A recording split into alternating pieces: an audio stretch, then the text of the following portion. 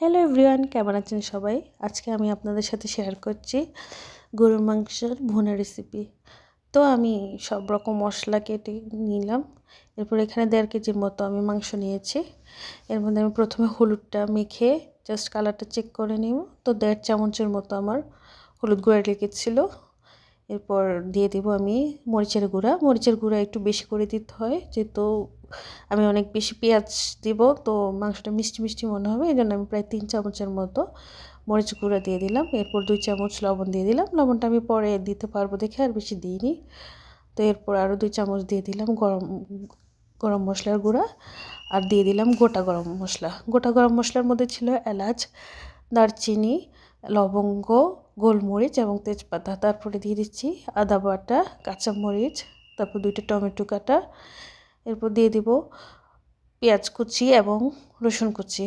এগুলো আমি কুচিয়ে দিয়েছি, কারণ বেটে মশলা এগুলো এমনিতেই সিদ্ধ হয়ে যাবে, বাটার প্রয়োজন নেই। তো সবগুলো মশলা আমি মেখে আমি কিছুক্ষণ রেখে দিয়ে তারপরে 1 বাটি পরিমাণ সরিষার তেল দিয়ে দিচ্ছি, ছোট্ট একটা বাটির। তারপরে এই বাটিতেই আমি একটু করে পানি দিয়ে এইটা আমি আঁচে বসে দিব, চুলার আঁচে। আর বেশি পানি দিব না, যে এই পানির মধ্যেই হয়ে যাবে। মাংসের মধ্যে একটু একটু পানি বের হবে, ওটার মধ্যেই আমার রান্নাটা কমপ্লিট হয়ে যাবে। আমি ঢাকা দিয়ে দিচ্ছি।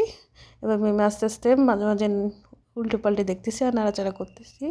মাংসটা প্রায় হয়ে আসতেছে। এই পর্যায়ে মাংসের তেল পুরোপুরি বের হয়েছে, মাংসটা একদম হয়ে গেছে। এখন আমি নামিয়ে নেব। এই মাংসটা ভুনা খিচুড়ির সাথে খেতে অসাধারণ লাগবে।